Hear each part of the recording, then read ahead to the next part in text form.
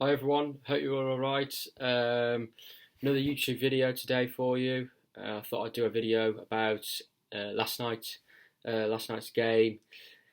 Just talk about the game, talk about what we're going to do going forward and things like that. So please leave a like, please subscribe, please share the video around if you enjoyed. As I said, we're just doing some short YouTube videos at the moment, just because it's easier rather than posting loads of videos on Twitter. So yeah, yesterday, obviously, fantastic win, the 3 points.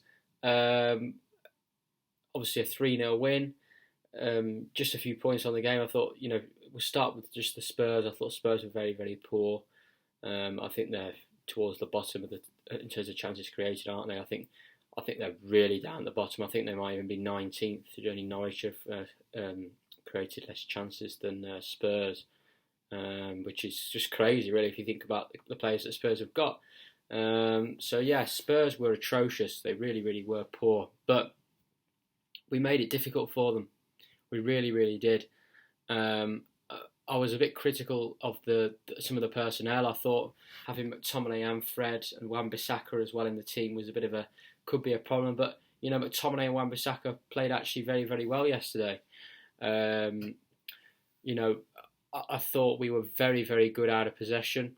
Obviously, we did concede a few chances, as you always will in football, but we conceded many, many, many against Liverpool and in the games before that, and the chances that Spurs had in this game, were not so we're not so great in number. So that was the first big positive. I said on Twitter, number one priority of a football team: make yourself hard to beat. It doesn't matter whether you're a Sunday League team, whether you're a team in the Conference League, whether you're in the Championship, whether you're in the Premier League, the Ligue 1, Serie A, Bundesliga, whichever division you're in.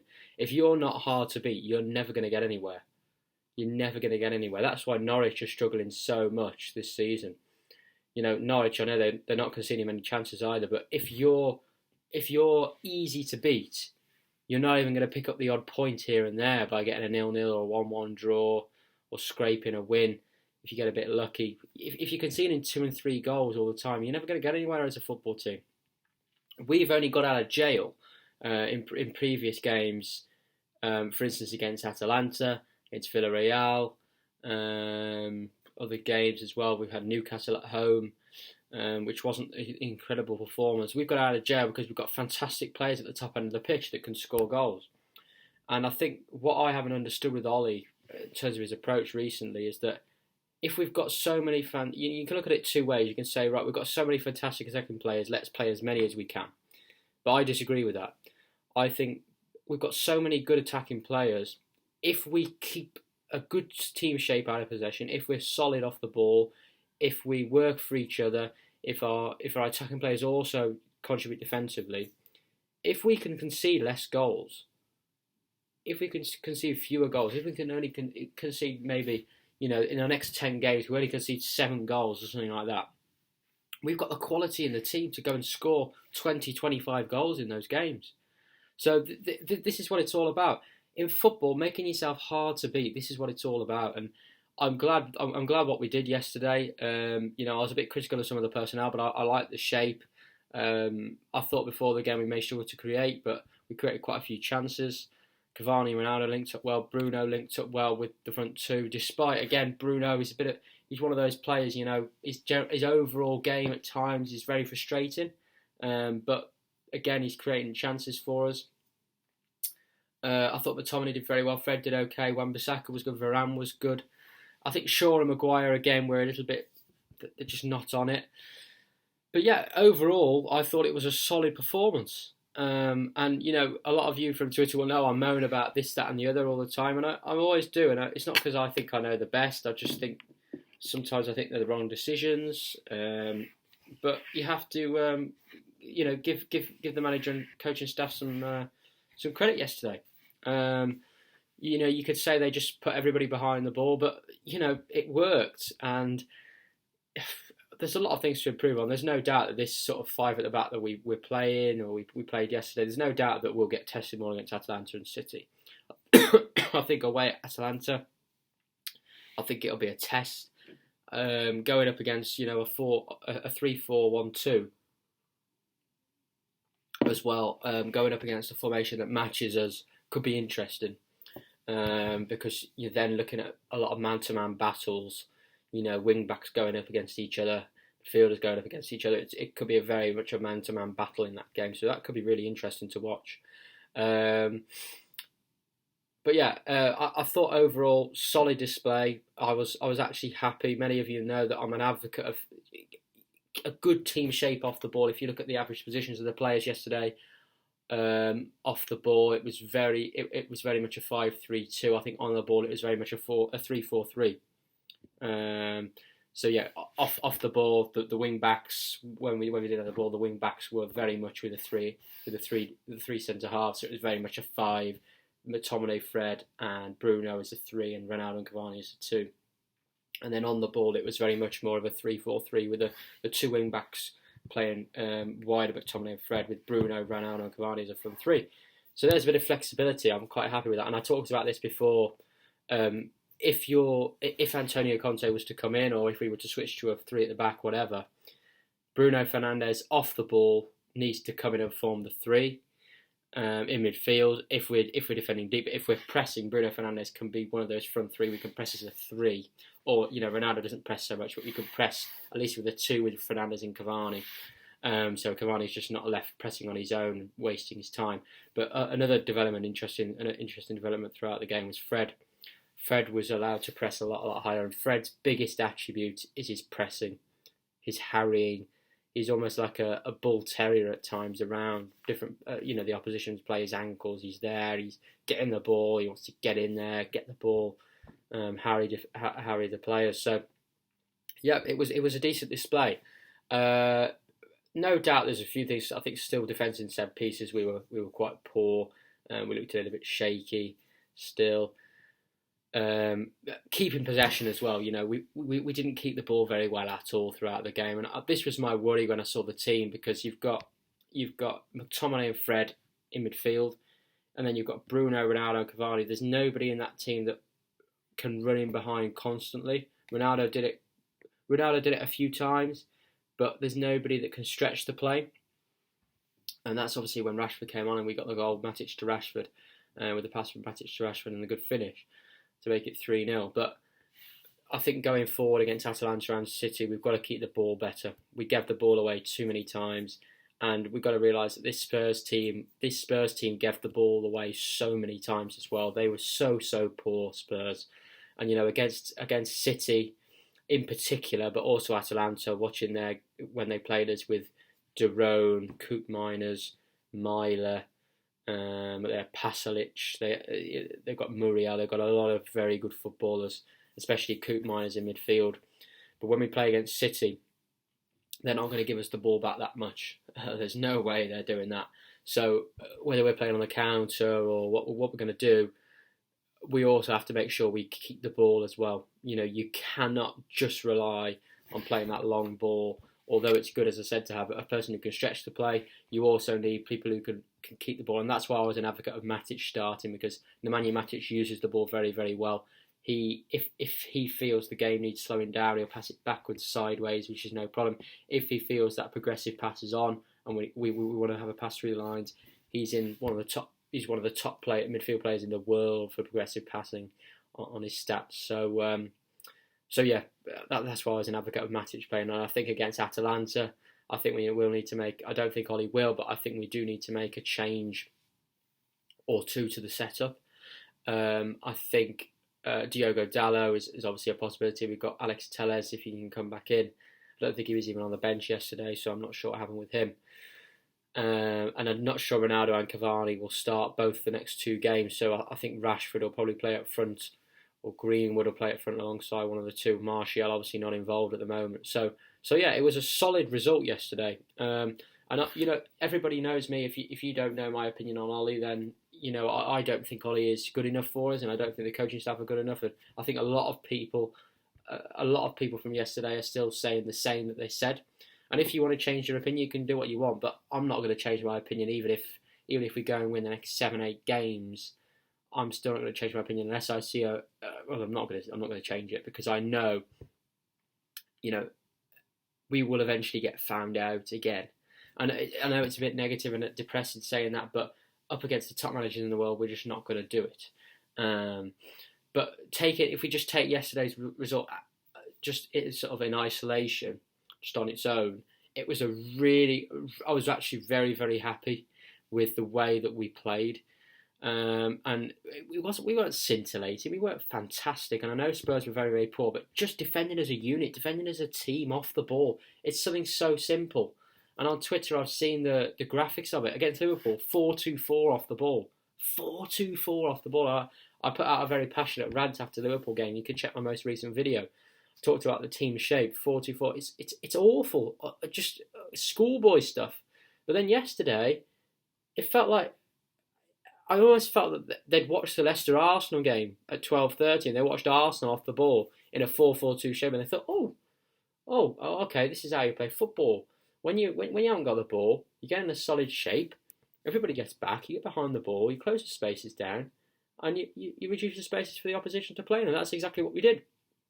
Simple basics of football, and this is what I've been banging on about for months. And those that know Rick the Red, Ricky from the United Stand, he's got his own YouTube channel as well. You'll know that he's been saying this for months about team shape off the ball. You've got to make sure that your team shape is very, very, very strong, especially when you're playing against these top teams. Whether you like it or not, Tottenham have got some fantastic players in their team. They might not be a top team, but they've got some top players. They've got 2 world-class players up at the top end of the pitch. They had a sniff.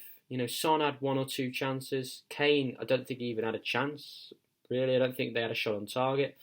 Team shape was very, very good. So yeah, very, very satisfied with the way that we defended. Just as a football fan, just watching that game, you forget whether you're a Man United fan, a Chelsea fan, a City fan. If you just watch that game as a football fan with some knowledge, some insight of the game, that is how you defend off the ball. We could talk about, yes, we're going to cause more problems against Atalanta, City, yes. But in this game, against that certain opponent, our approach worked.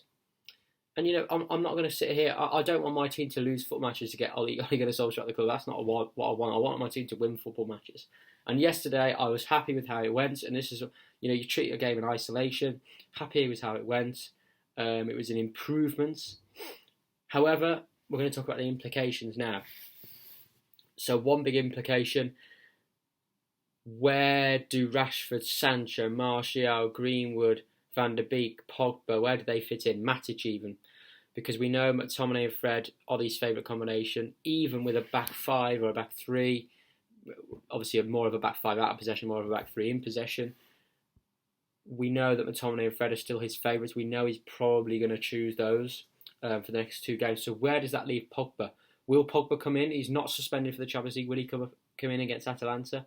I'm not so sure. Where does it leave Nemanja Matic? Because I was a big advocate of Matic starting. He's got a back 3, back 5 behind him.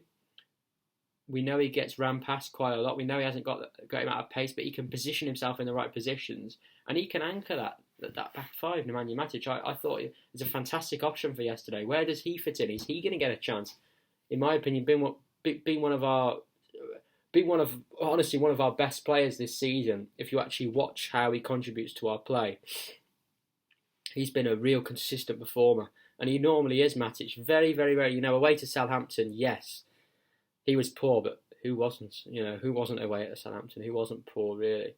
So, yeah, Matic, where does he... Van der Beek, he's probably not going to get into this system. He's not going to get into Bruno's position in the 10, and McTominay and Fred are probably going to start most games. Sancho... He probably won't replace Fernandes in the 10. He probably won't be part of the front 2. He's not going to be one of the wing backs. Rashford and Greenwood, they'll be rotated as part of the front 2. But if this is our philosophy going forward, then how exactly are we going to get these players in? And that is a dilemma. But as I said at the start of the video, I haven't got a problem with it. If we're successful with it, I've got no problem with leaving these players out at all. If you win trophies in football, and if you're successful, as long as you're keeping the large majority of your squad happy, there's no problems. The problems arise, as we've seen with Van der Beek, we've seen with Lingard not getting much chance, Martial, Bailly, Tellez. These players, there's a lot of players that online. You can tell visibly, when they're warming up. When I go to Old Trafford to watch the games, you're watching the warmth. They don't look visibly happy, and that is the problem. You have to make sure, yes, you play the 11 that you think are going to win the football match, but Ollie's also got to try and keep these players happy, and there are a lot of players that aren't happy. So that is one implication. So the first implication of this system is, how do you fit those players in? Implication number 2 is obviously the long run with Ollie. Is this sustainable? This 3 at the back, 5 at the back. Is this sustainable when we come up against sides that are in the bottom half of the table, sides that are going to sit back against us for long periods? Will we be able to break teams down with this? That's another implication. And implication number 3 is sort of Ole Gunnar Solskjaer. Having won yesterday, does that give him more time in the job? We've seen a lot of reports saying he might stay until the summer. Are we going to have to just sit and accept that he's going to stay at this football club because of our incompetent owners? I know a lot of people don't like Ole Gunnar Solskjaer as a manager, and I'm not a great fan, in all honesty. But in terms of what can we do, because we know that the Glazers are not going to move. I think it would have taken a defeat yesterday and maybe winless in Atalanta against City for them to push, but I don't think they still will. They're still supporting him. So the implication, of sort of this fight about system, sort of trying to keep clean sheets, keeping it safe, not a bad thing if you get results, but the implication is a lot of us believe that sort of Ole Gunnar Solskjaer isn't the man to take us forward. So does this prolong his stay? Does it prolong the inevitable? So that's sort of the question that I'm going to ask to everybody. Does it prolong the inevitable?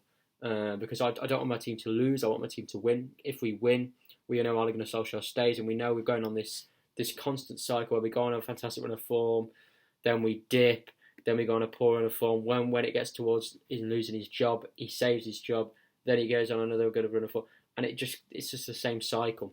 So does this prolong the inevitable? Does this prolong the inevitable? Eventually he's going to get sacked, but we've got to go through gain and pain to try and get there. Will we ever get there? That is the big question. So I'm going to leave on that note, really. It's quite an interesting question. So let me know what you think in the comments. Let me know what you thought of the game. As I said, about a 20-minute video again today. But just let me know what you thought of the game. Let me know what you think of the timing of the videos. If around 20 minutes is okay for you. I think listening to me talk for any longer would get a bit boring, in all honesty. So yeah, but just let me know what you thought of the video, what you thought of the game yesterday, what you think for the future. And yeah, I'll be back for another video, perhaps after the Atalanta game, or perhaps after the Manchester City game, which I'm planning to go to at the moment, which should be good. Always good to get a Manchester derby. Hopefully we don't get embarrassed. But yeah, good win yesterday. Solid display. Not fantastic, but a solid display. These are the performances that sort of doing the basics right yesterday was pleasing. It was actually quite pleasing because we very often actually do the basics right. So yeah, thanks a lot for watching, guys, and I'll be back soon. Please like, please subscribe to the channel, and see you later.